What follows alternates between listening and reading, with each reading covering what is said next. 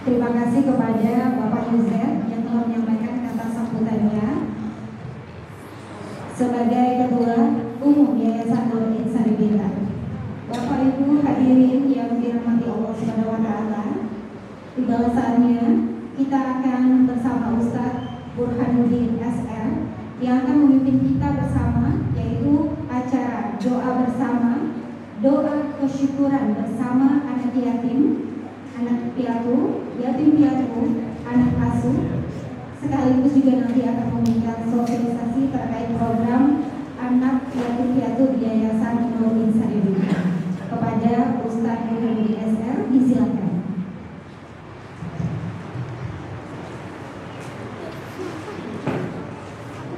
Assalamualaikum warahmatullahi wabarakatuh.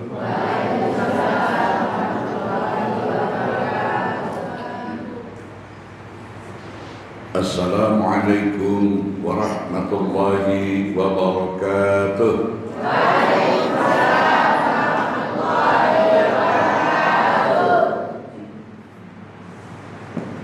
Bapak-bapak, ibu-ibu, anak-anak yang Buya cintai dan sayangi serta yang Buya banggakan, marilah sama-sama kita mengawali majelis ini dengan mengingat Allah, dengan berzikir kepada Allah, karena Imam Al-Ghazali Hujjatul Islam pernah berkata, ingatlah Allah ketika kamu sedang bergembira, maka insya Allah Allah akan mengingati kamu ketika kamu sedang duka cita ataupun sedang bersedih hati. Sebagaimana zikir yang pernah saya contohkan beberapa waktu yang lalu. Mari sama-sama anak-anak ikut ya, suaranya keluarkan ya. La ilaha illallah, la ilaha illallah, la ilaha illallah, Muhammadur Rasulullah. La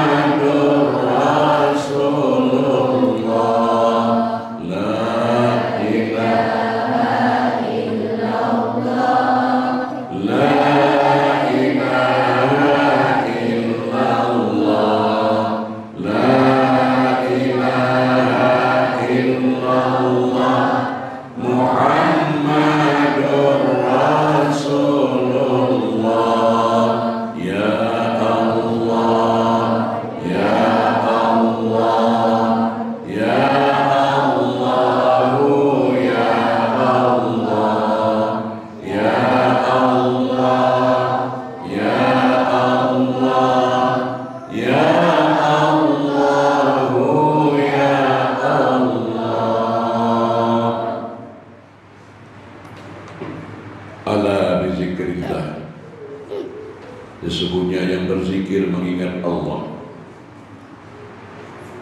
Ala bizikrillah tatma'innul qulub, maka hatimu, qalbumu akan menjadi tenang.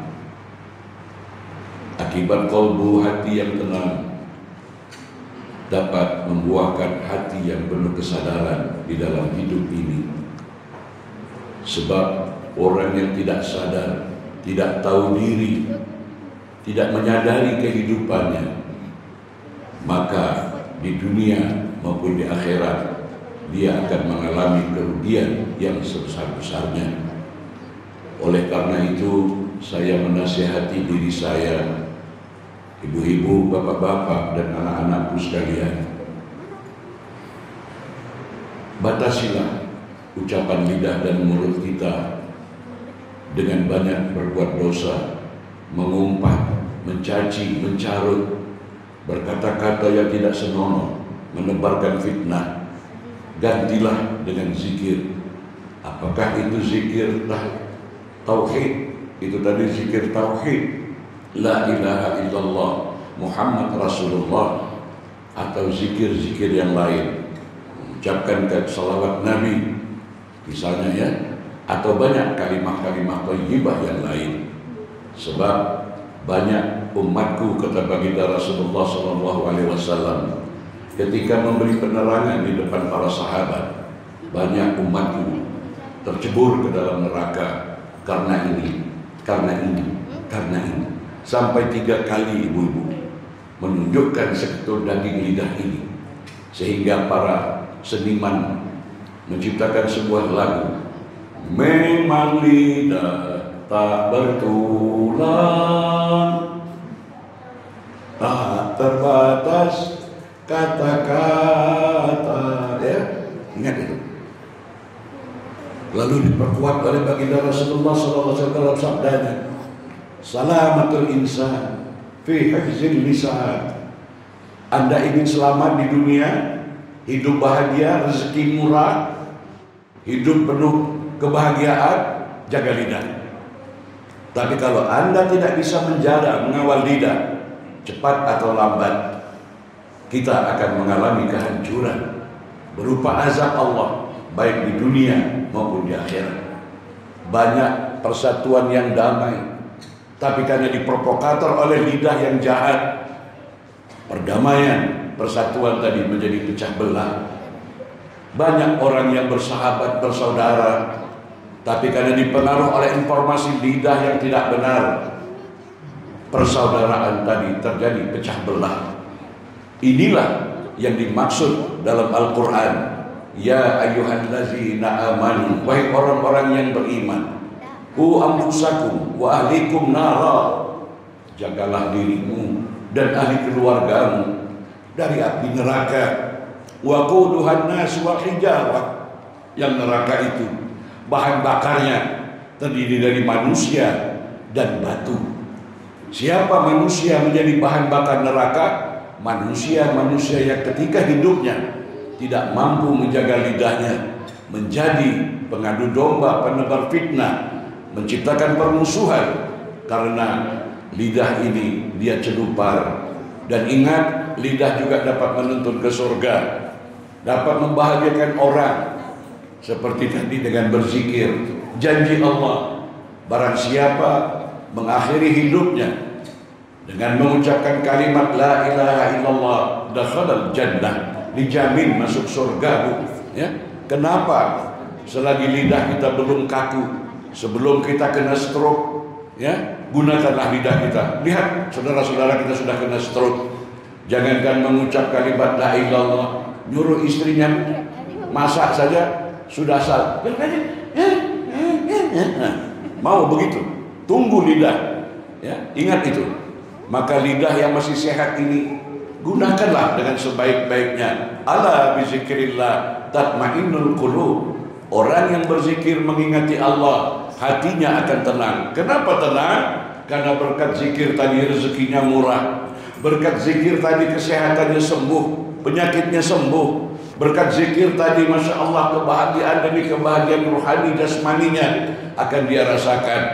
Maka misalnya ya Pak Novan sambil nyangkul-nyangkul itu la ilaha illallah. Ibu-ibu buat sambal jengkel macam mana pun dengan suami, la ilaha illallah, la ilaha illallah, ya.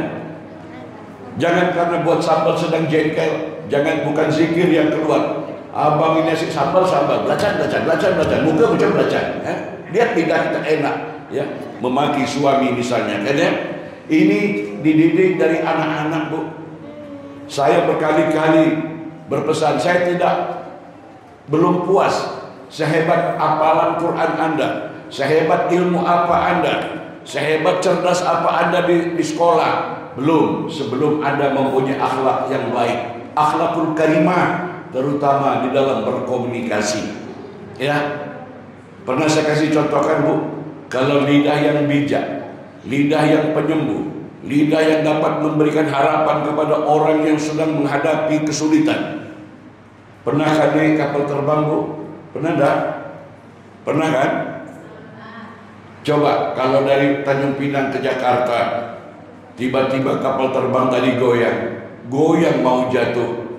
Coba bayangkan kalau pramugari tidak bisa menjaga lidahnya, seenaknya lidahnya terkeluar. Tuan-tuan, puan-puan, bapak-bapak, ibu-ibu, para penumpang, berhati-hatilah. Kapal terbang ini sudah goyang, karena tiketnya pun tiket murah, promosi.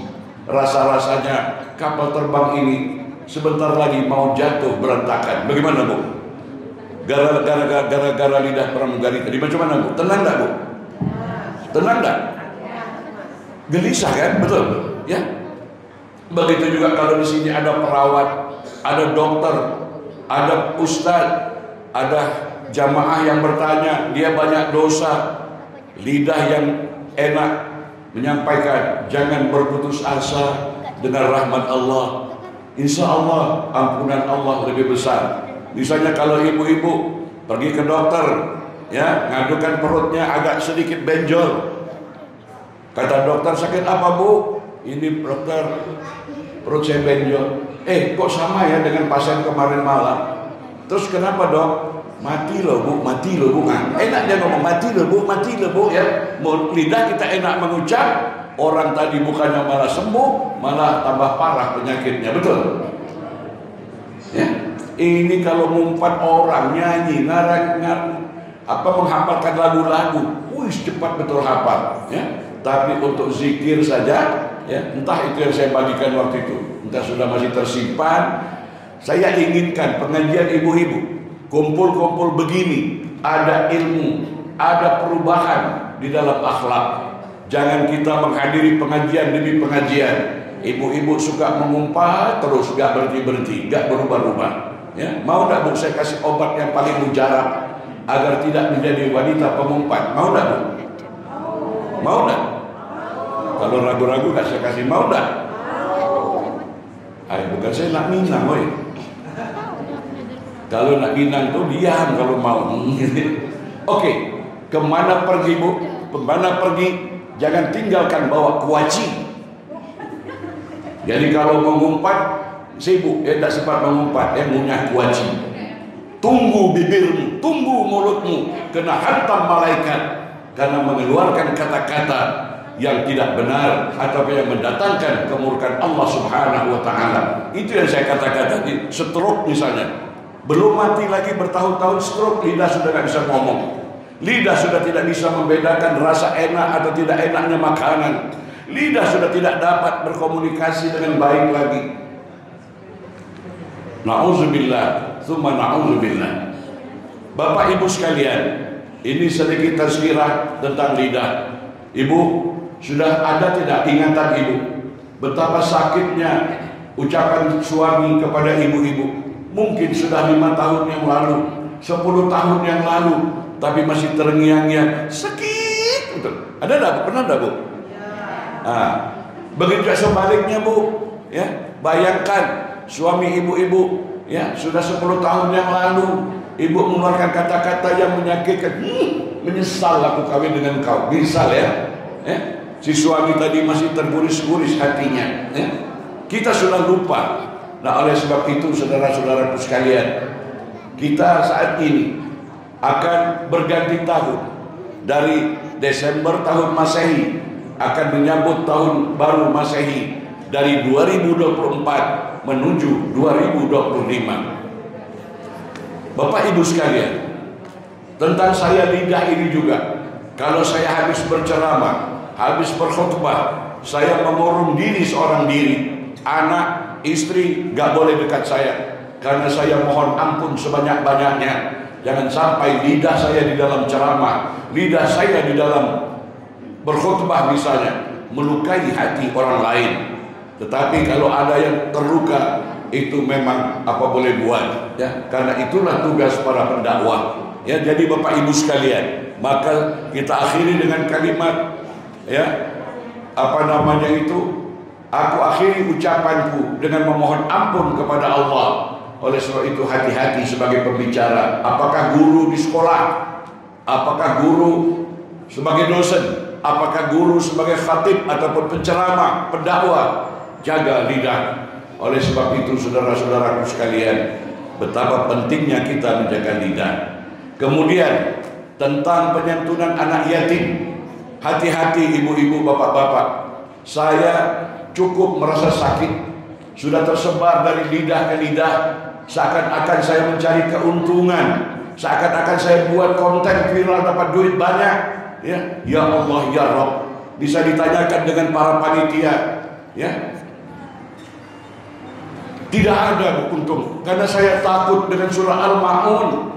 Surah Al-Ma'un itu jangan pandai kita baca saja, tetapi ingat, a'udzubillahi minasyaitonirrajim, bismillahirrahmanirrahim, ara'aital ladzi yukazzibu biddin. Tahukah kamu siapa pendusta agama? Apa maksud pendusta agama ini, Bu? Sholat kita tidak diterima, haji dan umrah kita dibatalkan, tidak diterima, puasa kita tidak diterima, sedekah jariah kita tidak diterima, semua ditolak, didustakan oleh Allah. Siapa dia? Fadzalikal ladzi yad'ul yatim. Itulah orang-orang yang mengambil keuntungan, mengambil kesempatan, ya, merusak, memporak-porandakan anak yatim. Ini kita lupa Bapak Ibu sekalian. Maaf, para ustadz pun lupa. Gak ada ancaman kalau ibu-ibu tak pergi umrah. Gak ada ancaman pendusta agama. Tidak ada ancaman ibu-ibu kalau macet sembahyang tahajud, sembahyang sunat duha, ya. Tetapi kalau tidak memperhatikan anak yatim dan orang miskin, Bu, resikonya sangat berat. Konon kita mengharapkan syafaat dari Nabi, konon kita cinta kepada Nabi, padahal kita lupa Nabi itu anak yatim. Barang siapa yang ingin bersamaku nanti di surga, dia hidup di dunia banyak berkorban untuk membantu anak yatim. Saya doakan ibu-ibu murah rezeki lah, Bu. Jangan hanya menjadi peminta-peminta. Coba sebagian rezeki ibu dalam sebulan, nah tidak ada pendusta agama kalau tidak buat nasi kotak berkah. Tidak ada. Tapi tidak menyantuni anak yatim, tidak peduli dengan anak yatim. Dan anak yatim ini bukan dikasih makan saja, Bu. Saya sampai dari sudah setahun ini, saya menanti dengan tulus dan ikhlas. Kalau ada anak yatim yang mau tinggal di sini, dengan syarat mau dibimbing, kemudian ada surat pernyataan dari ahli warisnya, insya Allah, Bu, sampai ke perguruan tinggi akan kami usahakan. Dan sudah pernah kami contohkan di Yayasan Bina Insani dulu, yang sudah menjadi S1, yang sudah jadi polisi, yang sudah menjadi apa namanya itu di Badan Pertanahan, ya. Karena itu kami bimbing. Jadi betul-betul kami Yayasan Nur Insani Bintan ini bukan mencari keuntungan, bukan buat video viral dapat uang banyak, bukan Bu, ya. Oleh sebab itu hindarkan prasangka buruk. Jangan terpengaruh kalau ada masukan-masukan yang negatif. Kami tulus dan ikhlas. Itu tempat sudah 2 tempat itu, dengan tempatnya yang sudah walaupun sederhana sudah memadai. Tetapi kok kayaknya macam, ya Allah, dicurigai, takut begini, takut ya Allah ya Rabbi. Nah, jadi ini termasuk acara rutin kita. Mungkin 1 bulan kita akan mengundang anak di sini maupun anak-anak di luar. Kita buat video, kita buat ini. Bukan mau cari keuntungan, bisa dicek itu di akun Google. Tidak memenuhi target, Bu, tidak jauh. Tetapi ini untuk melatih anak-anak untuk belajar berani, mentalnya kuat untuk ditampilkan di tengah khalayak ramai. Itu salah satunya kurikulum pendidikan kita, mendidik mental anak kita, mental yang kuat, tidak lebay, tidak cengeng. Jadi Bapak Ibu sekalian, hati-hati kita membaca ayat. Pak Imam setiap baca, kita baca ara'aital ladzi yukadzibu biddin. Tahukah kamu siapa pendusta-pendusta agama? Fazalikal ladzi yad'ul yatim. Yang mereka itu menghardik, tidak mau peduli dengan anak yatim. Wala yahuddu ala ta'amil miskin. Yang tidak mau memberi makan orang miskin. Memberi makan orang miskin kita, apa namanya itu, latah, buat nasi kotak berkah semua. Padahal memberi makan orang miskin itu kita malu dengan orang Korea, kita malu dengan orang China, kita malu dengan orang Barat. Membuat lapangan kerja sehingga orang miskin tadi bisa mencari makan, ada pensiun, ada bonus, bisa pergi haji, bisa pergi umrah. Jadi memberi makan orang miskin tadi, kalau boleh tahun depan si miskin tadi sudah berubah untuk tidak menjadi miskin lagi, dia akan menjadi orang yang memberi. Maka saya sendiri berkhayal, Bu, saya sudah diskusikan dengan pengurus. Alangkah indahnya 6 bulan sekali misalnya ada 2 orang yang kita buatkan gerobak misalnya dengan modal dagang, misalnya mau jual bakso atau mau jual apa, ya, sehingga dia akan berubah kemiskinannya, sehingga dia saat ke depan dia bukan menjadi penerima lagi tetapi menjadi pemberi. Kalau ada ibu-ibu mau ngelamar, ya, jadi tukang gerobak bakso, monggo hubungi saya, ya. Itu caranya mengentas kemiskinan. Buat lapangan kerja, ya, jaga harga dirinya, angkat martabat harga dirinya. Bukan seenak-enaknya dengan sombong, pamer, tuh nyebar duit, ya, terus dipiralkan, nyebar kotak nasi kotak bisa disebar-sebarkan. Ini ria, dan dia menginginkan orang itu miskin selama-lamanya agar dia setiap hari, setiap Jumat dia akan pamer kemurahan hatinya. Hati-hati. Hidup kita ini tak lama, Bu, ya, mudah-mudahanlah saya doakan bapak-bapak, ibu-ibu duluan dari saya, atau sebaliknya saya belakangan dari bapak-bapak dan ibu-ibu. Hah? Sama.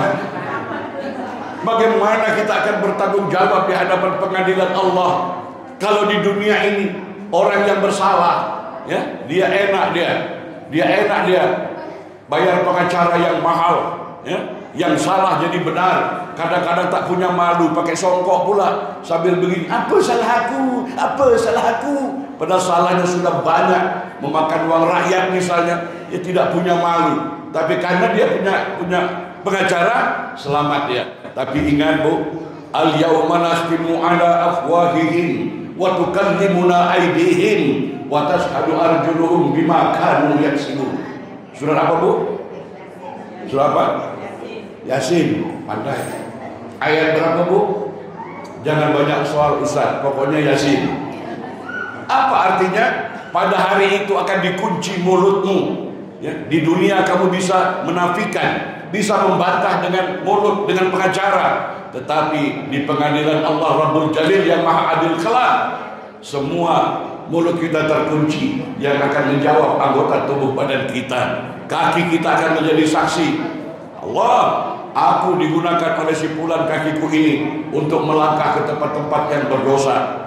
Ya Allah, tanganku digunakan oleh yang memilikiku tadi untuk berbuat perkara-perkara yang dosa. Ya Allah, telingaku, ya, digunakan oleh yang mempunyai untuk digunakan untuk cari-cari kesalahan orang lain. Kepo, apa kepo, ya?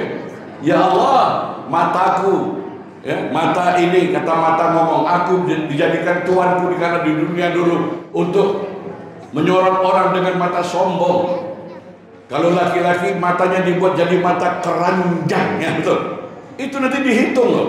Pantang tengok perempuan cantik melotot matanya. Tapi bukan bapak-bapak di sini, bukan ya. Bapak-bapak di Hong Kong sana ya. Bapak-bapak di sini insya Allah podo wae sami mawon sama saja. Itu akan diminta pertanggungan jawab. Ibu-ibu juga ngumpat sana, jangan cakap siapa-siapa ya, jangan ngomong siapa-siapa ya. Akhirnya nyebar satu kampung. Mulut ibu nanti akan dikunci oleh Allah, akan diazab oleh Allah, karena mulut Anda telah membuat fitnah, membuat provokator dan lain sebagainya. Jadi Bapak Ibu sekalian, apa yang dikatakan oleh Bapak Ketua Yayasan Nur Insani Bintan tadi, memang ini hajat kami, ya. Begitu juga masjid ini, ya. Masjid ini, Masya Allah, berapa kami harus mengeluarkan biaya demi masyarakat kita. Itu pun saya sudah difitnah, mungkir janji dan lain sebagainya. Ya Allah, ya Rabb. Padahal saya ketika itu pernah berkata, kalau memang sudah sewaktunya nanti sudah tepat, ya, memang ini semua untuk masyarakat. Adakah saya mencegat orang di situ nggak boleh masuk? Adakah saya minta karcis bayar untuk masuk? Nggak ada. Silakan. Bahkan saya berada di sini pun dapat dihitung dengan hari. Saya serahkan amanahkan sepenuhnya dengan pengurus masjid ini untuk memakmurkan masjid. Ya. Nah, oleh sebab itu Bapak Ibu sekalian, hati-hati, karena setiap pergantian tahun itu umur kita semakin berkurang. Umur kita semakin berkurang. Artinya apa? Ajal kita semakin dekat. 7 langkah orang yang mengantar jenazah kita, ya, 7 langkah setelah meninggalkan kita, 2 malaikat akan datang bertanya, Bapak Ibu, siapa teman-teman Ibu di dunia dulu? Geng-geng Ibu, geng-geng bapak-bapak untuk berbuat kejahatan, menebar fitnah, semuanya lari Bu, lari tidak mau ikut menemani Ibu. Yang akan menemani Ibu adalah perbuatan-perbuatan anggota tubuh kita yang akan menolong kita, yang akan membela kita. Geng-geng kita di dunia, jangankan sampai menginap di kubur Bu, hujan petir saja waktu mau menguburkan kita. Teman geng kita tadi yang ngajak sama-sama berbuat dosa, meninggalkan kita satu persatu, kita ditinggalkan sendirian. Sampai di sini paham nggak Bu? Saya bukan marah ya Bu, ya biar semangat, biar nggak ngantuk. Tapi kalau dianggap marah, ya terserahlah. Kadang-kadang sudah dimarahin pun nggak paham-paham ya. Nah, jadi Bapak Ibu sekalian, di sini sahabat yang baik, kepengajian yang baik, tazkirah yang betul, khutbah yang betul, dia harus disampaikan. Qulil haqqa walau kana murran. Itu tanda cinta, tanda kasih sayangnya seorang yang menyampaikan tadi. Mari kita di dunia bersama-sama, nanti di akhirat kita bersama-sama pula di surga. Alangkah sedih kita Bu, kita di surga misalnya, teman baik kita tergapai-gapai dalam neraka. Ya, saya ambil contoh Bu, Ibu kenal dengan saya, tiba-tiba Ibu sedang di rumah makan apa yang paling top di Pinang ini. Rumah makan apa misalnya? Yang terkenal. Nah, Ibu kenal saya, tengah hari lapar-lapar Ibu tengah makan, ya. Saya ngelihat saya jalan kaki, berdiri, saya tercagak di situ. Keluar air liur, saya kepingin makan, ya. Ibu sebagai teman, tega tidak kalau nggak memanggil saya, Pak Ustadz, ayo makan, betul nggak? Nah, begitu juga kita dalam surga nanti. Sampai hati kau di dunia dulu tidak saling mengingatkan aku, ya. Engkau mengingatkan aku tersinggung. Padahal itu demi cinta dan kasih sayang, supaya kita selamat ya di dunia ini kita sama-sama, di surga kita sama-sama. Maka Bapak Ibu sekalian, hati-hati kita dalam sisa hidup ini, entah besok entah lusa. Jangan kita merasa masih muda. Oh, belum lagi. Ya, jangan Bu, kadang-kadang yang sudah tua, ya, kita sudah bosan tengok mukanya, tak mati-mati pun tuh. Yang muda kadang-kadang ya kecelakaan, stroke dan lain sebagainya. Karena kematian, jumlah kematian dengan jumlah kelahiran banyak jumlah kematian. Karena kelahiran terjadi pernikahan antara 2 jenis manusia dewasa, laki-laki dan perempuan. Hamil 9 bulan 10 hari. Itu kalau normal. Kalau bayi canggih baru seminggu kawin sudah beranak, itu bayi canggih. Artinya prosesnya lama kan, baru lahir satu makhluk Tuhan. Tetapi kematian, ada orang jatuh dari pohon, ada ketabrak motor, ada kecelakaan, ada salah makan.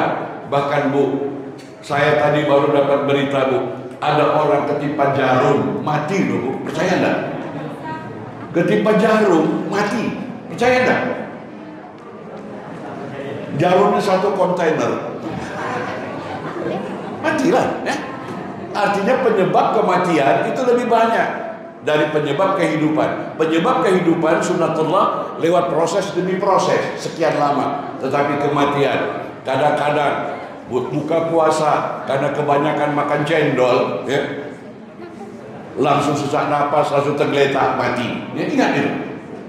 Jadi maka khutbah saya tadi, manusia yang paling bijak dan cerdas adalah yang selalu mempersiapkan bekal untuk kematian ya. Umur kita pun kalau tua masih panjang umur Bu, macam saya ini insya Allah, tapi sebentar lagi mungkin kalau saya 80 tahun saya masih hidup, mungkin saya sudah pikun, mungkin saya sudah nyanyuk ya. Si Linda panggil saya, Bu ya mau sarapan apa ya? Apa saya kadang sudah pikun aja?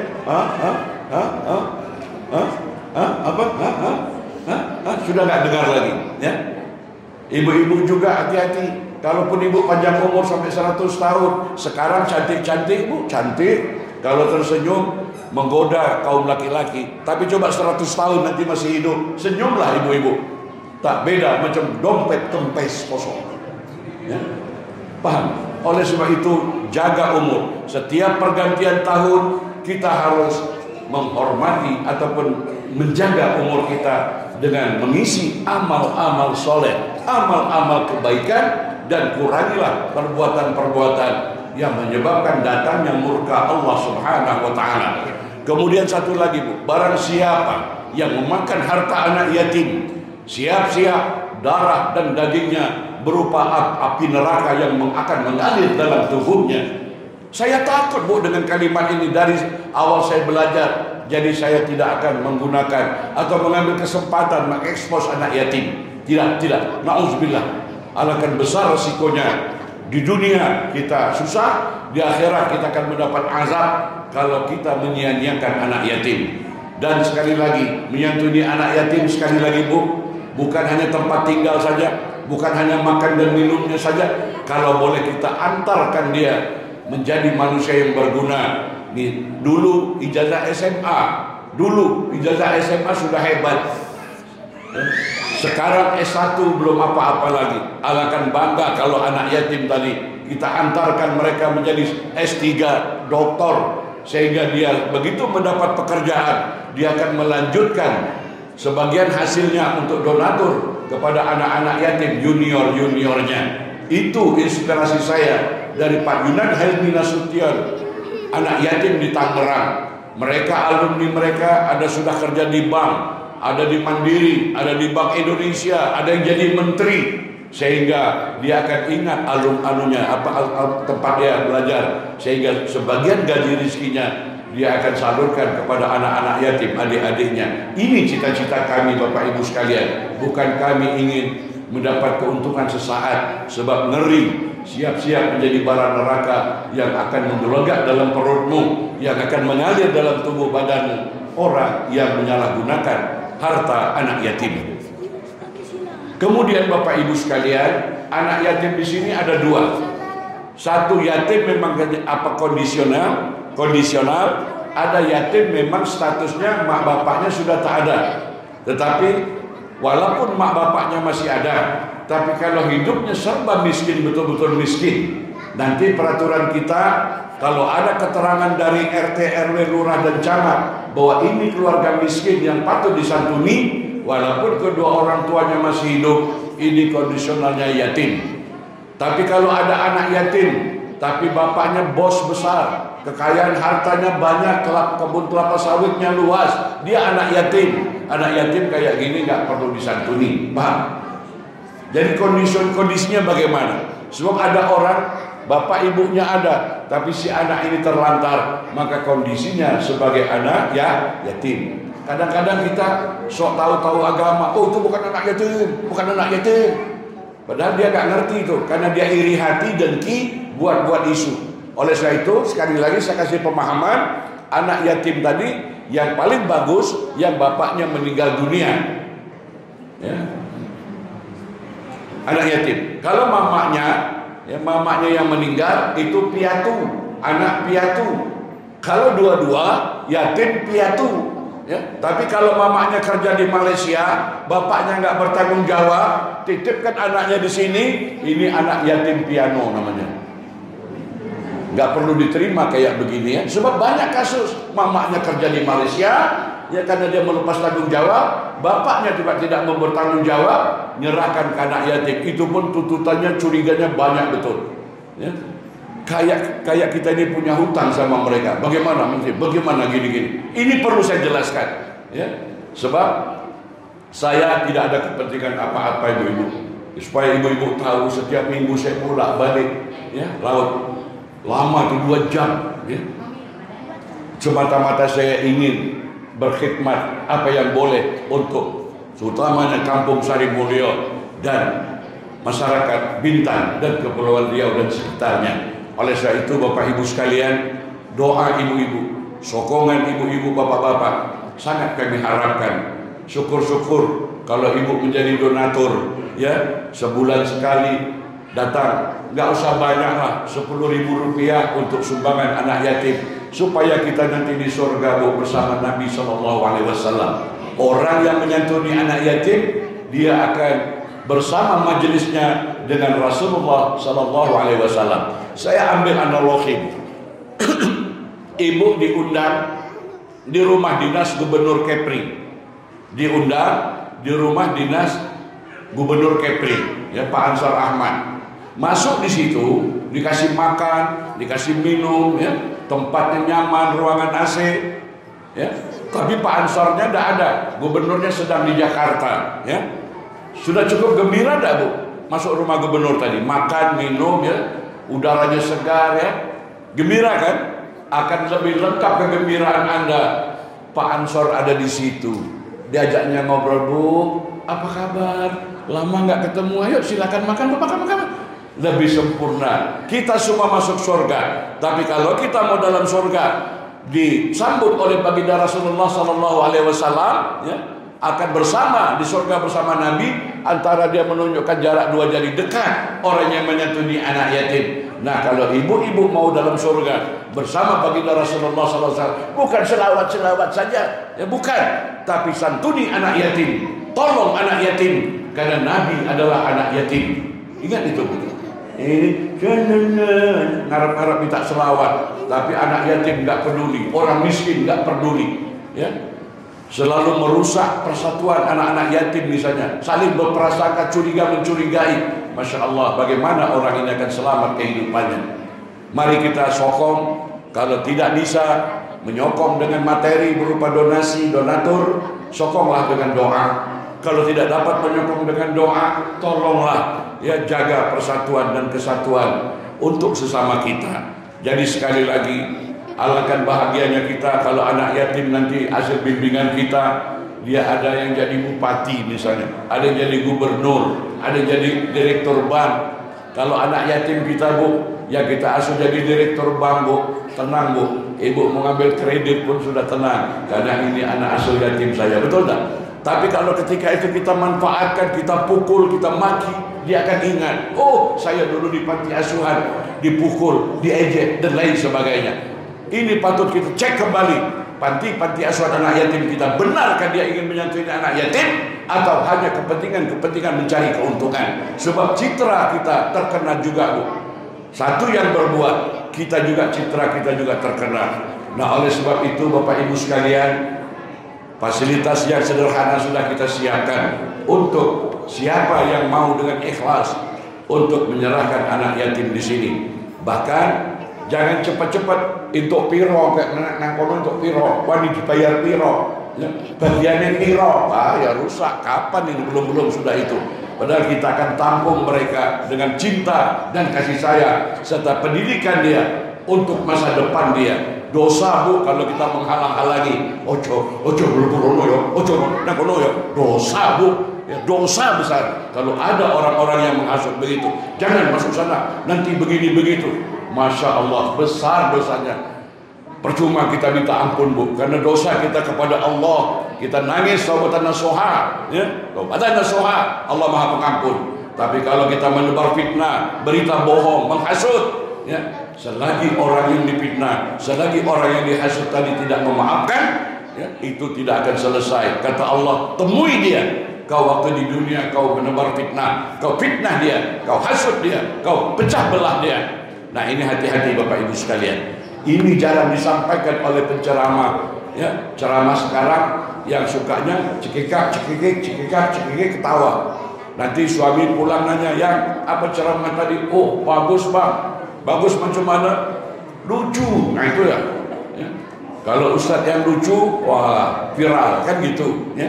Atau ustadz yang berpolitik, menghasut untuk memihak salah satu pilkada misalnya, ya, sehingga kita dibuat emosi, mencaci pemimpin-pemimpin kita. Ini nggak boleh Bapak Ibu sekalian.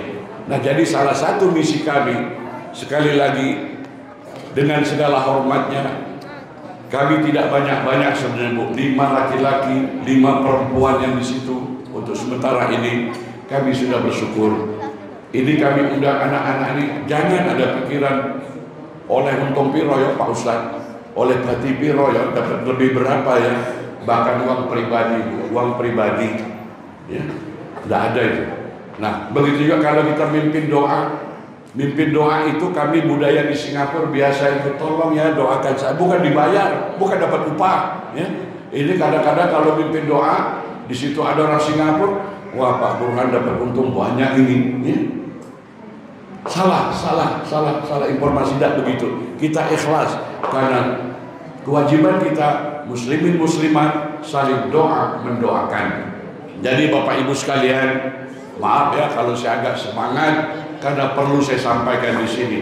Bukan 100-200 juta ini Bu, sudah miliaran untuk di sini kan. Jangan sampai dirusak dengan perpecahan di antara kita.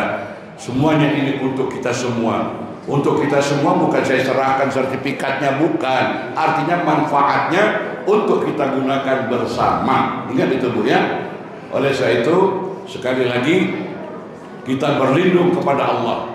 Jangan main-main. Kalau Allah yang melindungi kita, hati-hati. Oleh sebab itu saya mengimpikan, oh Ibu supaya tahu, anak yatim yang saya kelola di Lampung, anak yatim yang saya kelola waktu itu di Batam, di Tanjung Balai Karimun, ya bukan di sini saja Bapak Ibu sekalian, termasuk Bina Insani waktu itu kan di Sidomulyo.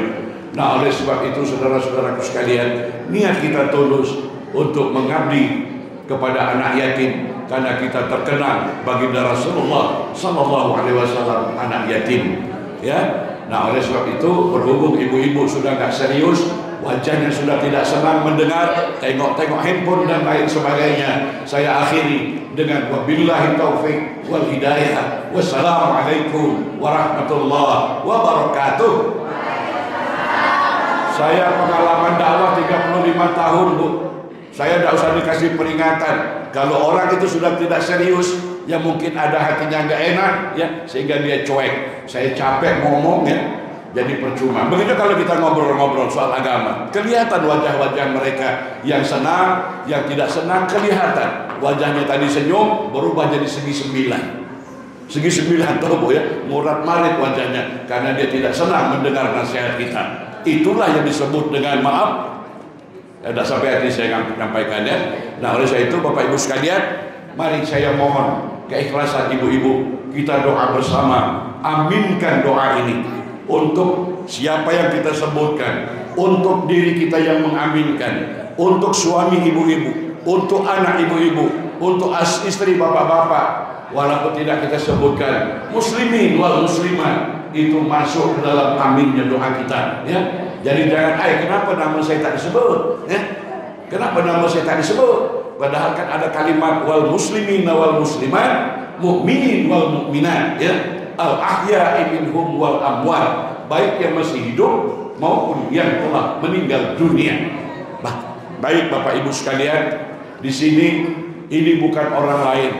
Karena dia minta tolong, ini murid saya, menantu saya, anak saya, mohon doakan ya. Yang sedang sakit satu, Tuan Haji Yusuf bin Nahar. Tuan Haji Yusuf bin Nahar ini murid saya, murid setia saya. Sekarang sedang sakit teruk. Dia ngomong, Ustaz tolong doakan saya sama anak yatim.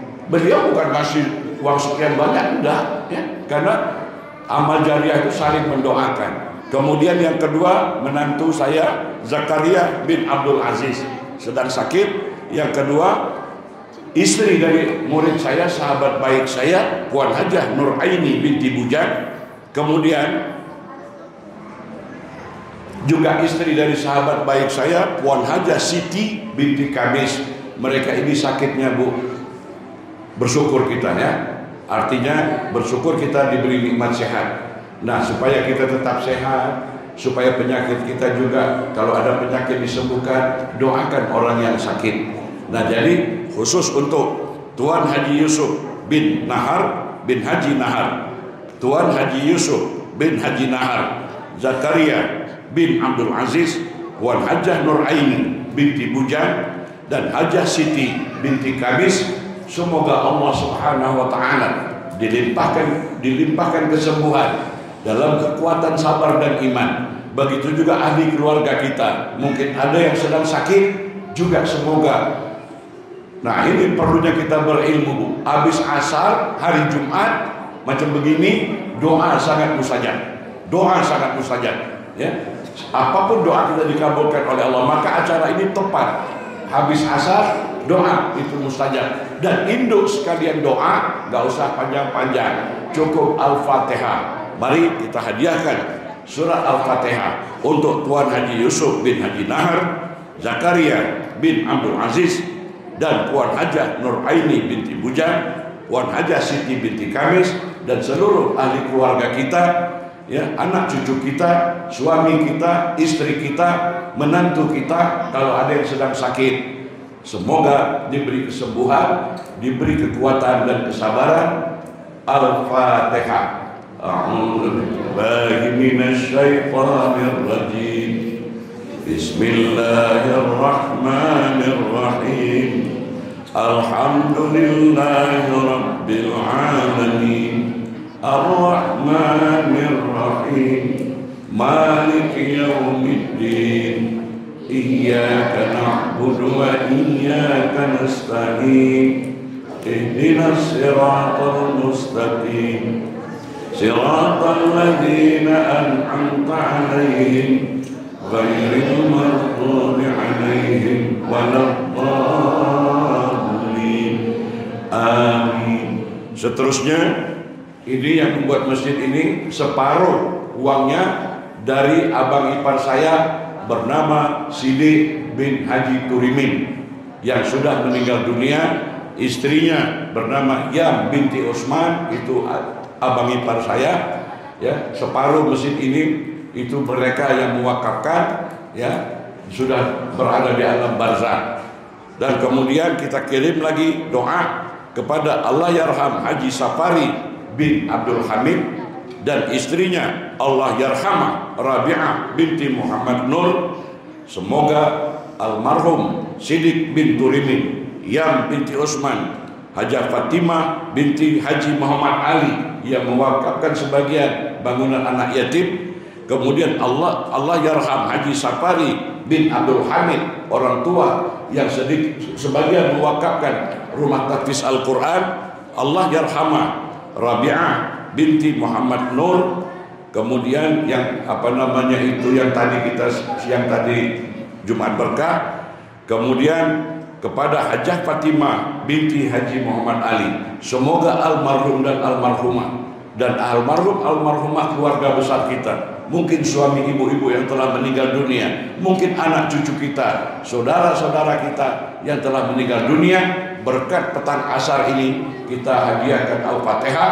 Semoga diampuni dosa-dosanya, dilapangkan kuburnya, dicucuri rahmat ke atas rohnya, diterima segala amal ibadahnya, dimasukkan ke dalam golongan orang-orang yang beriman dan bertakwa, lalu dimasukkan ke dalam golongan ahli surga. Al-Fatihah. A'udzu billahi minasy syaithanir rajim. Bismillahirrahmanirrahim. Alhamdulillahi rabbil alamin. Ar-Rahmanir-Rahim. Maliki yaumiddin. Iyyaka na'budu wa iyyaka nasta'in. Ihdinas siratal mustaqim. Siratal ladzina an'amta 'alaihim ghairil maghdubi 'alaihim waladdallin. Amin. Kemudian Bapak Ibu sekalian, di petang asar ini juga kita jangan menjadi manusia yang tidak tahu membalas budi.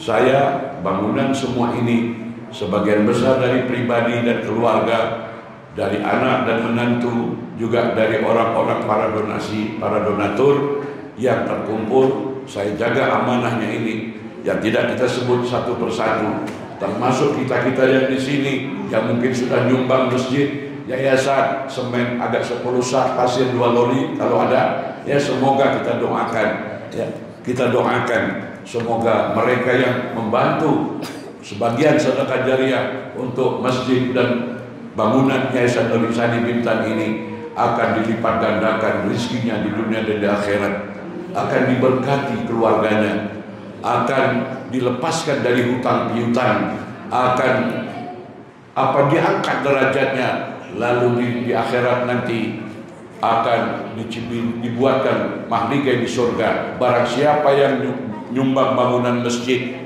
itu hadis Nabi, barang siapa yang membangun rumah Allah di bumi, maka dia akan dibangun surga, dia mahkota surga di akhirat. Barang siapa yang menyiapkan tempat tinggal anak-anak yatim dan orang-orang belajar, itu juga Masya Allah. Ya, oleh sebab itu Bu, berubahlah kita dari pelit menjadi tidak pelit. Orang yang bertakwa itu bukan yang rajin sholat di masjid saja, bukan yang rajin zikir panjang-panjang, hafal Quran, bukan. Orang yang pemurah, orang yang pemurah, orang yang bersangka baik. Nah, saya sendiri Bapak Ibu sekalian, sebagian dari hasil saya ceramah mengajar di Singapura, saya curahkan di sini. Itulah simpanan kita yang kekal dan abadi. Ibu-ibu punya uang mungkin habis begitu saja. Jangan nunggu kaya. Bagaimana saya mau bersedekah nggak cukup, untuk belanja dapur pun nggak cukup, ibu keliru. Kalau belanja dapur masih kekurangan, dagang masih kurang laris, orang punya hutang nggak mau bayar, ya bersedekahlah, bersedekahlah. Nanti akan dibalas oleh Allah, dimudahkan rezeki kita. Tapi kalau kita nggak yakin itu atau nunggu kaya dulu, ya kapan Bu?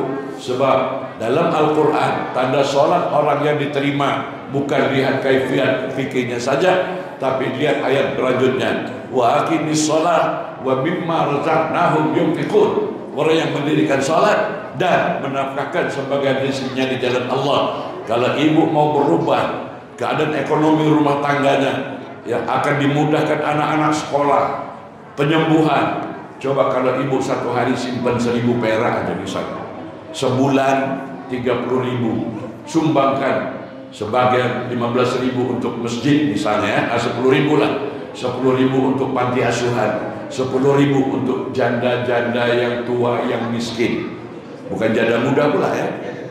Dan ada konsep, ada resep. Kalau kita buat kotak amal, akan kita bagikan sebulan sekali. Siapkan kotak amal kaleng tadi, masukkan. Kalau bisa jangan dibuka, jangan dihitung. Untuk bulan ini khusus kaleng amal di rumah saya ini untuk panti asuhan anak yatim. Bulan depan untuk masjid. Bulan depan untuk pendidikan Al-Quran misalnya kan ya. Jangan dibuka, sebab kalau dibuka, ibu saking semangatnya ya, setiap hari 50.000, 100.000, 50.000, kapan dibuka 5 juta. Nah, setan mulai bisik, oh banyak sangat ya. Nah, jadi goyang iman kita, aduh 5 juta. Nah, tapi kalau kita serahkan dengan kaleng-kalengnya, berapa itu kita akan mantap dan tenang, kita tidak menjadi bakhil. Wa amma man bakhila wastaghna wa kadzdzaba bil husna fasanuyassiruhu lil usra. Barang siapa yang bakhil, pelit, kedekut, dan tidak percaya dengan peringatan-peringatanku, maka akan aku berikan kehidupan yang sempit, tidak naik-naik ekonomi rumah tangganya, derajatnya, karirnya. Tapi orang yang tidak bakhil, berubah, tidak bakhil, murah hati, sebatas kemampuan. Bukan semua, Bu. Nanti salah paham pula. Ibu punya tanah, punya rumah, dijual, semua disedekahkan ke yayasan. Ini goblok namanya. Sebagian, sebagian, ya. Sebagian. Nah, jadi kapan kita kalau nunggu kaya, Bu? Mungkin sampai mati kita gak akan kaya. Tapi itu ilmu kaya. Orang yang selalu memberi, selalu bermurah hati, nanti rezekinya akan dibalas oleh Allah di dunia ini juga berlipat-lipat ganda. Nah, bagi para yang kita sebutkan, Tuan Haji Muhammad Nur Sabtu, Tuan Haji Abdullah bin Hanafi, Tuan Kuntum Biti Sapari, Tuan Puan Haji Abdul Razak bin Haji Muhammad Ali, tuan-tuan, puan-puan, para donasi dari Singapura yang tidak kami sebutkan satu persatu, ataupun saudara-saudara kita di sini, walaupun mereka tidak menyumbang, tetapi mereka membantu pemikiran, membantu tenaga, membantu pendapat yang baik, itu juga merupakan sedekah jariah. Semoga Allah Subhanahu wa taala balas berlipat ganda di dunia dan di akhirat, diberkati rumah tangganya, diluaskan rezekinya, dan disehatkan umurnya, dipanjangkan umurnya, disehatkan tubuh jasmaninya berkat dia bermurah hati. Al-Fatihah. A'udzu billahi minasyaitonir rajim. Bismillahirrahmanirrahim. Alhamdulillahi rabbil alamin. Ar-Rahmanir-Rahim. Maliki yaumiddin. Iyyaka na'budu wa iyyaka nasta'in. Ihdinas siratal mustaqim. Siratal ladzina an'amta 'alaihim ghairil maghdubi 'alaihim waladdallin. Amin. Semoga langkah ibu-ibu kesini, malaikat berdoa, ampuni dosa. Semoga kita diampuni dosa. Kakak kaki kiri kita yang melangkah, malaikat yang berdoa, angkat derajatnya. Dan saya doakan ibu-ibu, bapak-bapak sehat walafiat. Kalau ada majelis-majelis pengajian di mana saja berada, ada kesempatan hadirilah, karena majelis pengajian ini adalah taman-taman surga. Ya, daripada duduk-duduk merumpi, ya, duduk-duduk merumpi dan lain sebagainya. Saya rasa di Tanjung Pinang ini banyak tuh hari-hari majelis taklim, ya hadirilah siapapun ceramahnya. Jangan kita pilih-pilih, ya, jangan kita main geng-gengan. Sebab yang menghasut buat geng-gengan nanti, dia akan lepas tanggung jawab di akhirat nanti. Salah kamu, kan saya dulu sudah ngomong, kok kamu ikut-ikut. Nah, sahabat-sahabatmu, teman-temanmu, ada yang membantu kita membimbing ke surga, tapi juga tidak sedikit yang akan menjerumuskan kita ke neraka. Mereka lepas tangan. Oleh saya itu hati-hati, Bu. Sekarang hadirilah di mana-mana majelis taklim, ambil pelajaran, lalu amalkan dalam kehidupan kita sehari-hari. Semoga bahagia dunia, bahagia akhirat, terlepas dari api neraka, menjadi doa kita dan menjadi kenyataan dalam hidup kita. Amin ya rabbal alamin. Wallahu muwaffiq ila aqwamit thariq. Wassalamualaikum warahmatullahi wabarakatuh.